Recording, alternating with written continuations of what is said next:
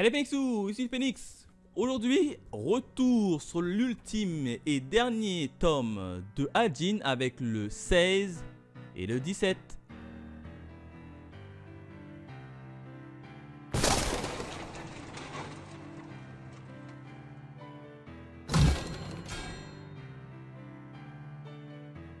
Alors, comme d'habitude, on démarre directement sur la présentation des jaquettes. Jaquettes qui sont plutôt belles. Moi, j'aime bien les jaquettes d'Ajin, avec le chapitre de tome 16 plutôt, où on voit un Ajin qui ouvre la gueule. Alors, je sais pas du tout c'est quel Ajin. Ça, c'est plutôt sympa. Quatrième de couverture, comme d'habitude, le petit résumé avec quelques slides des images du manga. Quand on ouvre, on a quoi? On a une petite page en couleur où on retrouve Kei Nagai, arme à la main, et qui nous tourne le dos. L'image est quand même stylée. En plus, ça fait un peu effet film et film live. Ça fait quand même stylé. Et on retourne un peu, on a une petite page en couleur à gauche avec la présentation de nos chers petits personnages principaux dans cette petite série. Concernant le tome 17, au niveau de la page, moi je la trouve plutôt également bien réussie, puisque elle est simple, il n'y a pas d'Ajin et c'est écrit Ajin tome 17 avec quelques gouttes de sang en version Ajin. Ça franchement j'aime bien. Et puis la quatrième de couverture, bon, pas grand chose, une petite image classique avec quelques petits mots. Et là par contre on n'a pas de page en couleur. Si, on a une petite page en couleur où on retrouve simplement un Ajin qui se désagrège, pour nous signifier que c'est le dernier bien évidemment tome. Et puis l'Ajin en question commence à disparaître.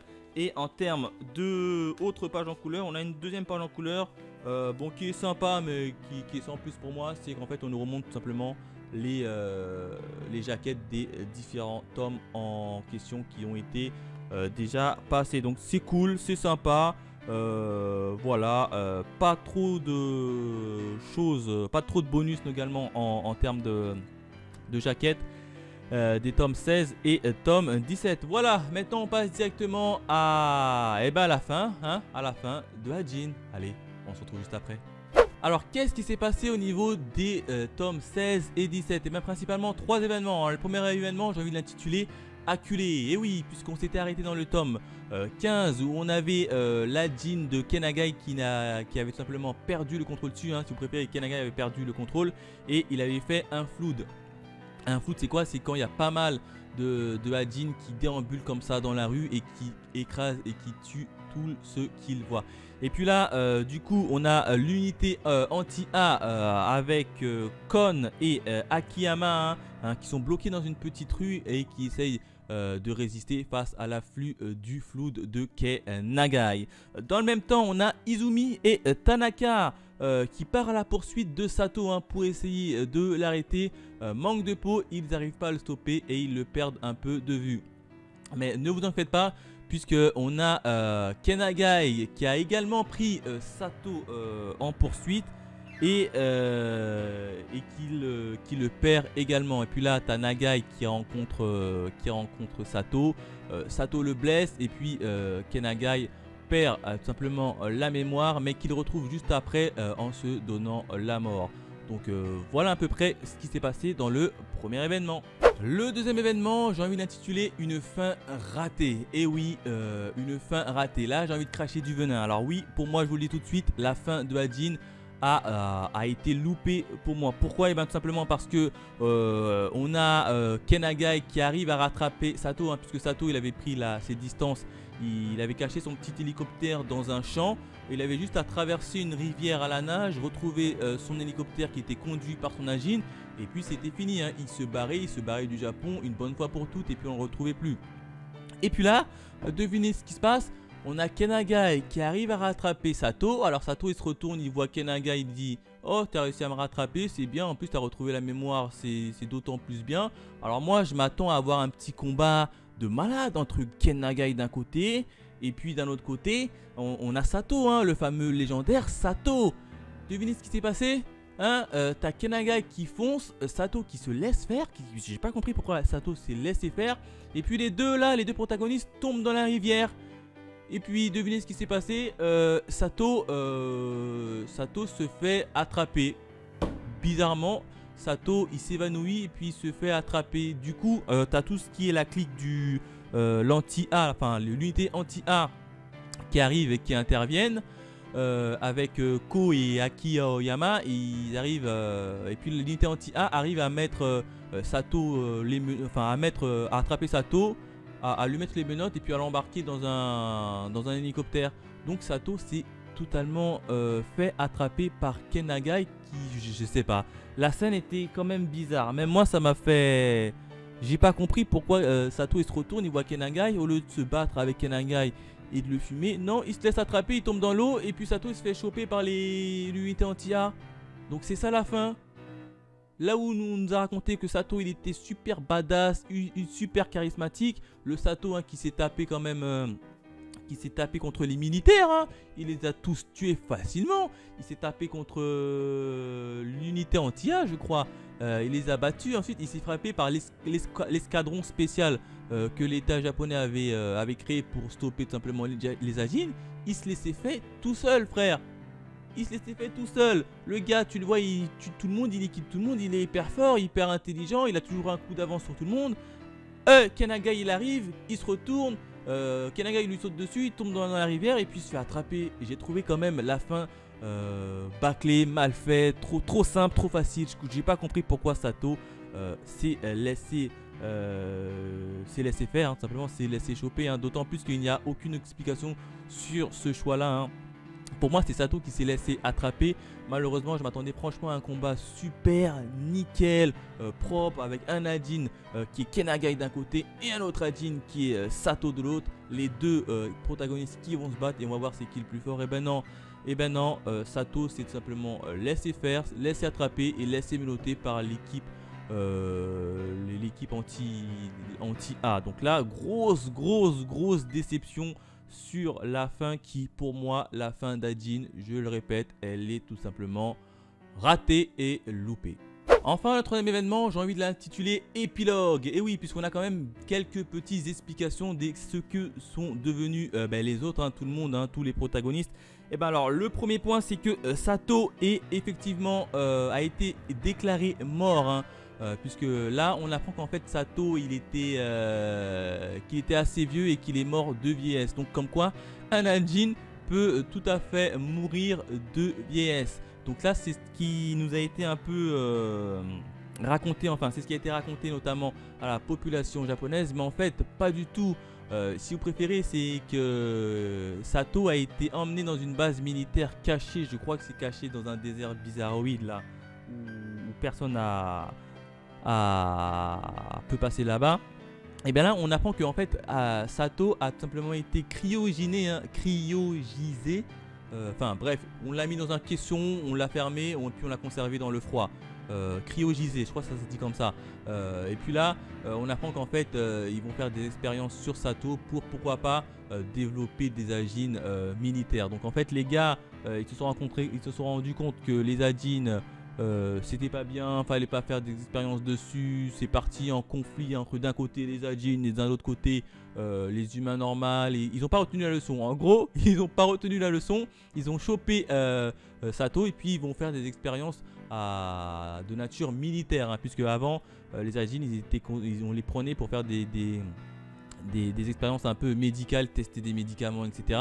Donc là du coup ils font exactement la même bêtise, hein. Ils prennent un Ajin, ils le séquestrent et puis ils font des expériences militaires qui est, en plus pas n'importe quel Ajin, hein, ça reste quand même Sato. Si jamais Sato arrive à se libérer, à se tirer, ça va faire beaucoup de dégâts. Donc les gars ne retiennent absolument pas la leçon et refont exactement la même bêtise. Mais après on te dit comme quoi, hein, que Sato est mort, mais qu'en fait il est cryolysé. Donc alors je sais pas s'il est réellement mort ou pas, mais pour moi il est vivant, hein, puisqu'ils l'ont mis dans un caisson qui permet de conserver son corps dans le fameux froid. Autre point, cette fois-ci du côté de Tozaki, le fameux Tozaki, hein, le beau gosse Tozaki, hein, qu'est-ce qu'il est devenu? Tout simplement, on nous confirme bien qu'il est mort. Alors, je le pressentais, hein, je vous l'avais déjà même annoncé dans le tome 15 ou 14, comme quoi, quand on le voyait, il s'était assis après son discours, après avoir balancé tout le monde, il s'était assis dans le couloir. et puis on voyait du sang qui sortait derrière son dos. Donc là c'est bon, c'est officiel, c'est confirmé. Tozaki est mort hein, tout simplement. Donc voilà, tu avais aussi un autre point sur Izumi, le fameux Izumi, Kei, Tanaka, Kon, Akiyama, bref, les Ajin du côté de Nagai. Qu'est-ce qu'ils sont devenus? Et bien tout simplement ils ont reçu une nouvelle identité et puis ils se sont un peu faufilés et fait une deuxième vie si vous préférez dans la vie de tous les jours. Alors cette nouvelle identité, on apprend que c'est en fait Tozaki, juste avant de déballer tout et avant de mourir, il avait quand même préparé des papiers pour les différents Ajin, là, les Izumi, les Tanaka, les Kon quand même.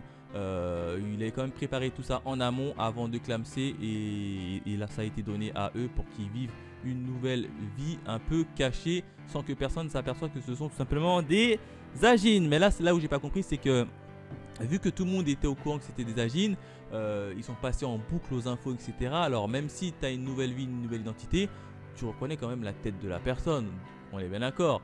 Moi je suis désolé, il y a un terroriste qui est là, qui nous montrait H24 dans les informations, même s'il change de prénom, je m'en souviens quand même de sa tête, donc je sais que lui c'est un Ajin. Donc là j'ai pas compris pourquoi ils ont fait ça. Bon, après la fin, pour moi l'explication c'est un peu comme la fin quand même, un peu bâclé. Enfin on a également une autre info où le pote de Kenagai, hein, vous savez, hein, le pote un peu casse-cou de Kenagai qui vient toujours sauver Nagai quand il est dans la merde. Et ben on le retrouve, figurez-vous que le gars il est en prison. Je sais pas, on le retrouve en prison. Là où le pote de Nagai était parti sauver les miches de Nagai et s'était pris une balle en pleine tête de la part de Sato, tu le retrouves normal en prison. Et puis je vous avais dit dans le tome 15 que en fait à mon avis j'en suis sûr et certain que c'est un Ajin et que lui-même ne le savait pas. Tu le retrouves, il a aucune cicatrice, il est vivant. Et puis là il nous explique quoi? Eh ben il nous explique comme quoi ouais je comprends pas, j'étais mort, je me sentais tout froid, j'avais plein de sang et puis d'un coup je me réveille, j'ai plus rien. Donc clairement en fait le pote de Kenagai est aussi un Ajin, hein. Un Ajin qu'on n'a jamais vu par contre, ça c'est vraiment dommage qu'on n'a pas vu son Ajin. Et puis là, tu as son pote qui est en prison également avec lui, là, son pote qui est un Ajin volant, qui l'avait aidé simplement à s'exfiltrer de la prison. Il lui montre son Ajin, enfin il sort l'Ajin et puis il lui dit, là, est-ce que tu vois un truc là? Et puis en face, nous, on voit il y a l'Ajin de gars, et puis il demande à son pote s'il voit tout simplement son Ajin.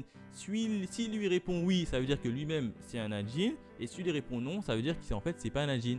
Et là, alors je sais pas si c'est fait exprès ou pas, t'as le pote de Nagai qui se retourne et dit qui répond pas directement à la question, mais il fait comprendre à l'autre, à son pote, qui non, il voit pas il lui fait comprendre comme quoi qu'il voit pas du tout l'Ajin en question. Donc ça voudrait dire que le pote de Nagai n'est pas un Ajin, mais tu te fais prendre une balle dans la tête par Sato.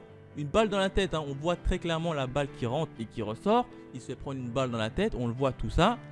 Et après il nous dit comme quoi, il nous sous-entend comme quoi c'est un Ajin. Et puis ensuite il dit à son pote, non en fait c'est pas un Ajin, je vois même pas l'Ajin qui est devant moi. Il est où l'Ajin? Je le trouve pas. Et là j'ai pas compris pourquoi ils ont fait ça. Donc pour moi c'est un peu brouillon, les explications sont un peu brouillon. Donc comment il peut être encore vivant si c'est pas un Ajin? Donc pour moi c'est clairement un Ajin, mais il se l'est pas... Il veut pas se l'avouer quoi, il veut pas regarder les choses en face de lui quoi. Donc pour moi la fin est assez quand même très brouillon. Je n'ai absolument pas compris. Autre point également, c'est qu'on n'a aucune info sur une unité anti-A. Vous savez hein, les gros guerriers, unité anti-A, casqués, qu'ils ont quand même chopé les deux potes là, les deux bras droits de Sato, ils les ont quand même chopés et puis quand même maintenu des Ajin hein. Et là franchement on n'a pas su c'était qui, c'est vraiment dommage. Moi j'aurais bien voulu savoir qui ils sont, comment ils ont été entraînés etc. Puisque quand même ils ont quand même stoppé et arrêté toute la troupe de Sato hein. Là où les militaires ont même pas réussi, l'escadron spécial anti-Ajin n'a même pas réussi, l'escadron anti-A franchement ils étaient quand même balèzes, ils étaient que 5 en plus hein. Franchement ils étaient que 5, ils ont quand même arrêté toute la clique et la claque de Sato. Mais c'est dommage qu'on n'en apprend pas un peu plus. Donc voilà un peu comment se termine Ajin. Ah oui, petit point également sur Kenagai. Qu'est-ce qui est devenu Kenagai? Tout simplement, lui aussi a reçu une nouvelle identité et puis il a refait sa vie un peu à part dans le Japon. Mais là également où j'ai pas compris, c'est que la tête de Kenagai est passée partout aux infos. Donc forcément les gens, même s'il s'appelle Pierre-Paul Jack, ils s'en souviennent de la tête de Kenagai qui a cassé qui a explosé tout le Japon en question. Donc là c'est pour ça je n'ai pas compris. Donc voilà ce que je pouvais dire sur la fin de Ajin, une fin qui était pas top, où j'ai trouvé très brouillon. Alors voilà ce que je pouvais dire sur les tomes 16 et 17 de Ajin, qui conclut totalement cette série définitivement, avec une fin, je vous l'ai dit précédemment, qui est totalement loupée, bâclée, avec des explications qui est un peu tirée par les cheveux. Donc grosse déception sur la fin, hein. Alors le manga était génial, par contre la fin est totalement foirée, hein. On a un Sato qui se laisse attraper trop facilement, on a une fin qui est un peu bizarre, le pote de Nagai qui est un Ajin ou pas, on n'en sait rien, les gars qui reçoivent des nouvelles identités mais qui se mélangent à la population normale malgré le fait que leurs visages ont été balayés 1 milliard de fois sur les écrans. Et ben, ah ben non, rien n'est fait. Sato qui est mort, qui est vivant, on n'en sait même pas non plus. Franchement, et en plus de ça, qu'ils n'ont même pas retenu la leçon, c'est qu'ils retraitent les Ajin en armes spéciales pour tester leurs armes militaires. Donc là, quand même, grosse déception pour ma part, au niveau de la fin uniquement. C'est pour ça qu'en termes de notes, hein, sur le tome 16 et 17, j'aurais mis un petit... Allez, il y a quand même eu du bon, il y a quand même eu des explications qui nous ont été quand même confirmées. J'aurais mis quand même un petit, allez, pour les chapitres 2 et 17, rien que pour les jaquettes que j'aime bien, et pour les quelques actions et quelques explications quand même qui restent quand même cohérentes. Allez, 1 sur 5. Pour moi, les 2 tomes vaut 1 sur 5, hein, pas plus, hein, non, franchement, ça vaut 1 sur 5 en termes d'étoiles. J'ai été grandement déçu de la fin. Voilà, n'hésitez pas à me dire dans les commentaires qu'est-ce que vous avez pensé de la fin, vous, si vous aussi vous avez été déçu de la fin de Ajin, hein. Bref, dites-moi ça en commentaire, ça m'intéresse fortement. Quant à nous, on se retrouve très vite pour de nouvelles aventures sur une nouvelle série. Allez, bye mes Phoenixous.